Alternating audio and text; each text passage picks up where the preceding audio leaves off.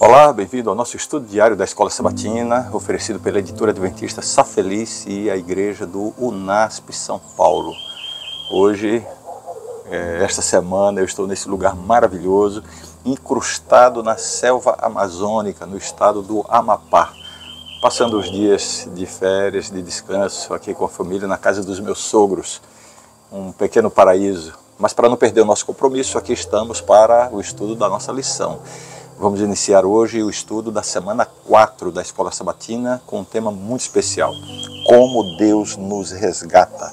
O versículo para memorizar da semana é Efésios 2, 4 e 5, que diz assim: mas Deus, sendo rico em misericórdia, por causa do grande amor com que nos amou, e estando nós mortos em nossas transgressões, nos deu vida juntamente com Cristo.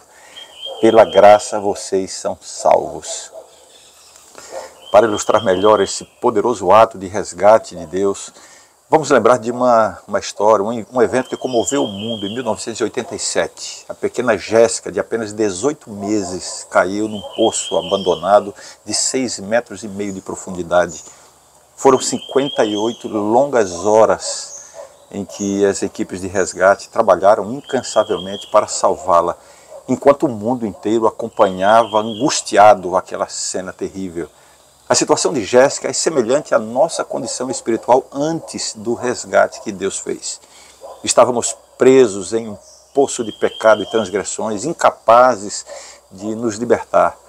Mas Deus, rico em misericórdia e por causa do grande amor que nos tem, Ele nos enviou uma linha de resgate na pessoa de Jesus Cristo. Essa imagem do resgate é amplamente retratada no livro de Efésios, especialmente no capítulo 2, onde Paulo pinta esse quadro de maneira vívida, dessa nossa condição anterior e do poderoso ato de Deus ao nos dar vida em Cristo. E aqui está algo interessante que talvez você não saiba. O termo graça usado por Paulo aqui vem da palavra grega charis, que também pode ser traduzida como favor imerecido. Essa é a natureza do resgate de Deus. Ele estende a sua misericórdia a nós, mesmo quando estamos presos em nossos pecados, oferecendo-nos favor imerecido através de Cristo. Hoje eu gostaria de convidar você a refletir sobre essa graça imerecida. Considerando a sua própria vida, como você experimentou esse favor imerecido de Deus? E mais importante do que isso, como você pode estender esse favor às pessoas que estão perto de você, à sua volta. Ao longo desta semana estaremos estudando e nos aprofundando nesse tema tão importante, tão motivador para a nossa vida espiritual. Espero que você não perca nenhum dia ao longo dessa semana. A carta de Paulo aos Efésios traz à tona uma narrativa que fala tanto do percurso espiritual dos Efésios como também do nosso. É uma história de transformação que começa quando estávamos na escuridão, mas termina na brilhante luz da graça de Deus. Isso está em Efésios capítulo 2, especialmente nos versos 1 a 10. Você já parou para pensar em sua vida antes de conhecer a Cristo? Paulo descreve esse estado como mortos em nossas transgressões.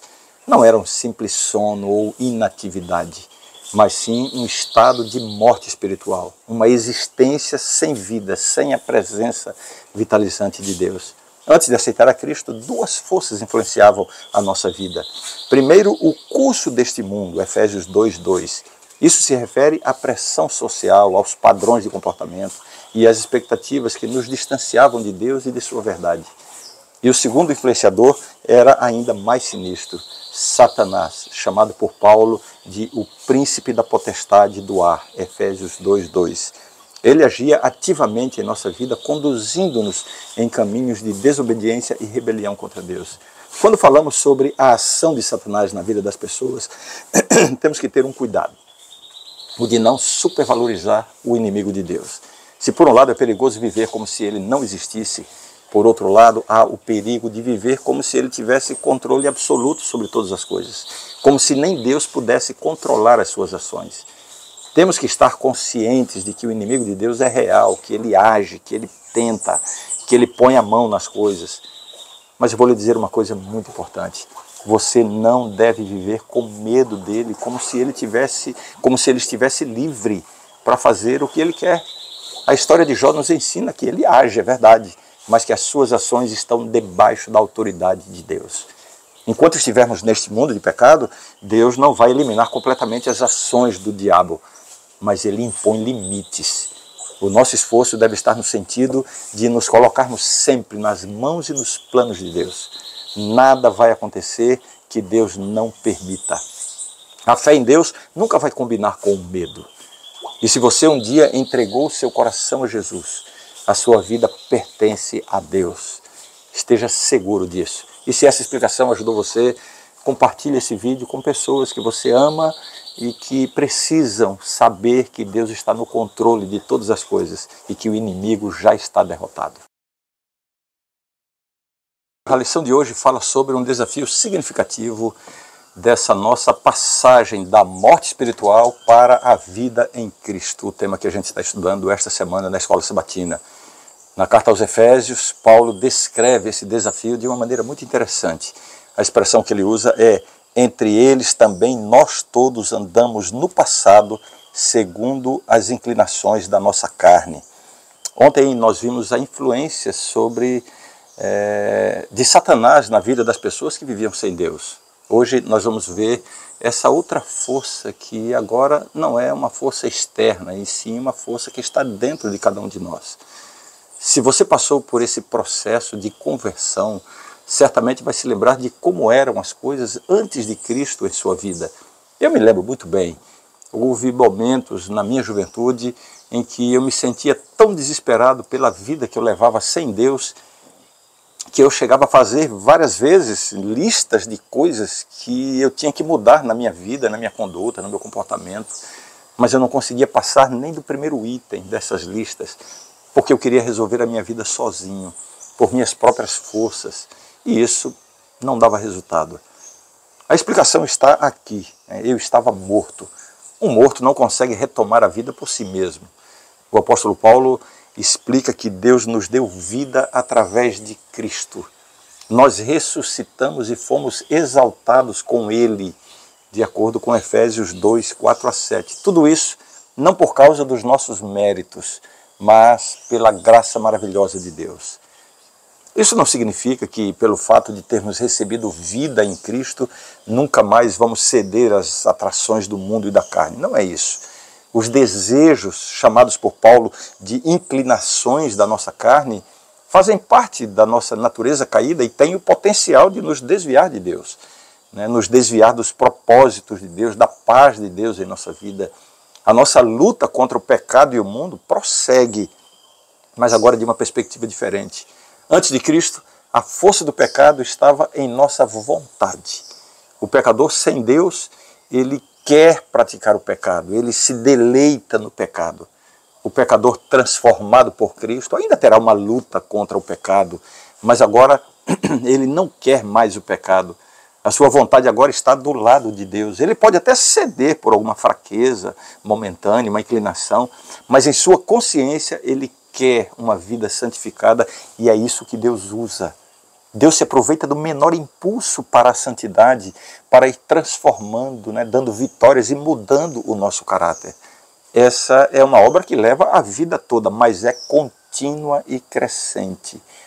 Se você às vezes se sente desanimado por causa de suas quedas, não desista. Simplesmente siga em frente. Caiu, levante a cabeça e continue. Deus está salvando você, ouviu? Em meio a erros e acertos, vitórias e derrotas, Ele está conduzindo a sua vida e está salvando você. E agora compartilhe esse vídeo com alguém que precisa receber essa palavra também.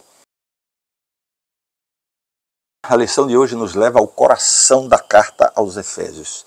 Paulo, ao descrever o passado sombrio dos Efésios, no capítulo 2, versos 1 a 3, ele faz uma virada surpreendente com duas palavras poderosas.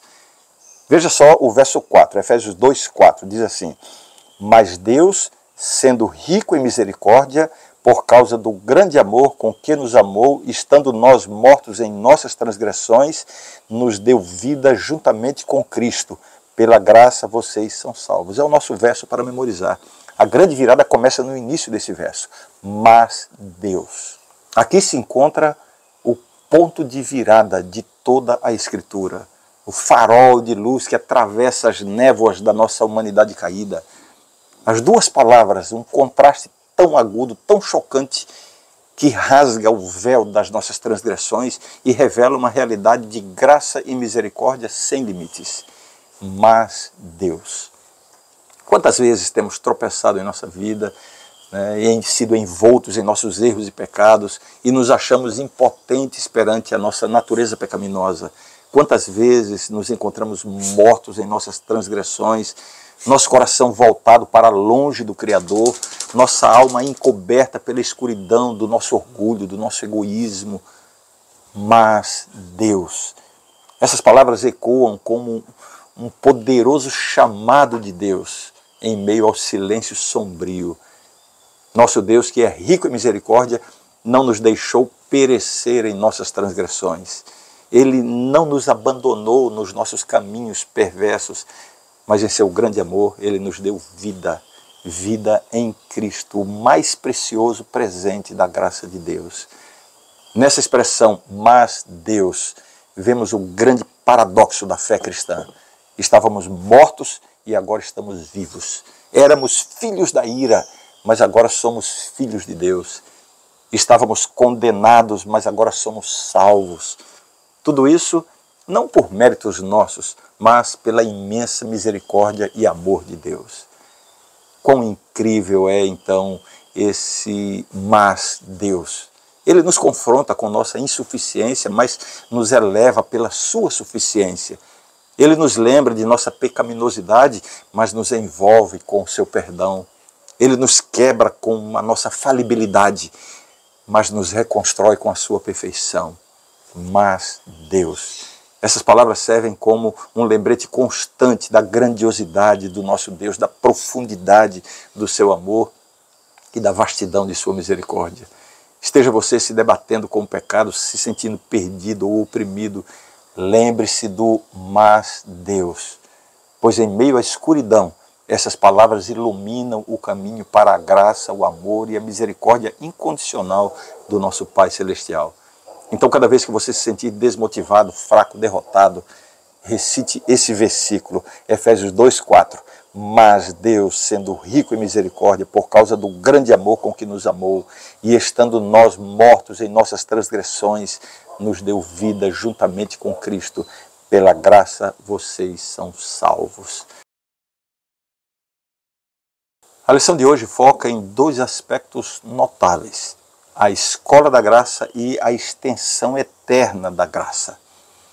Não existe cerimônia de formatura na escola da graça de Deus. Esse é um conceito profundamente encorajador para nós.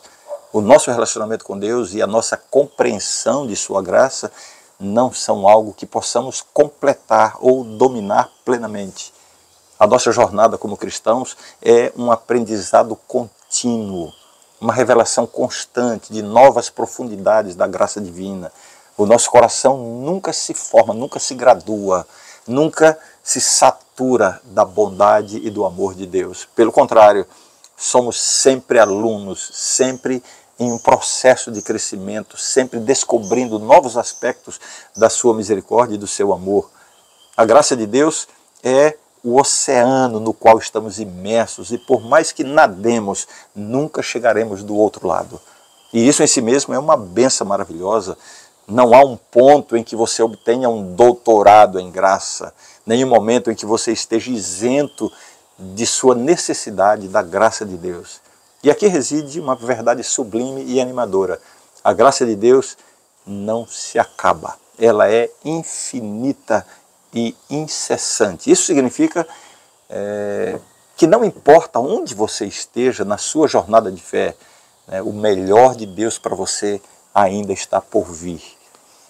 O outro aspecto é a extensão da graça, que é outra beleza destacada na lição de hoje. Não é apenas a nossa necessidade contínua de graça que é eterna, a própria graça de Deus é eterna.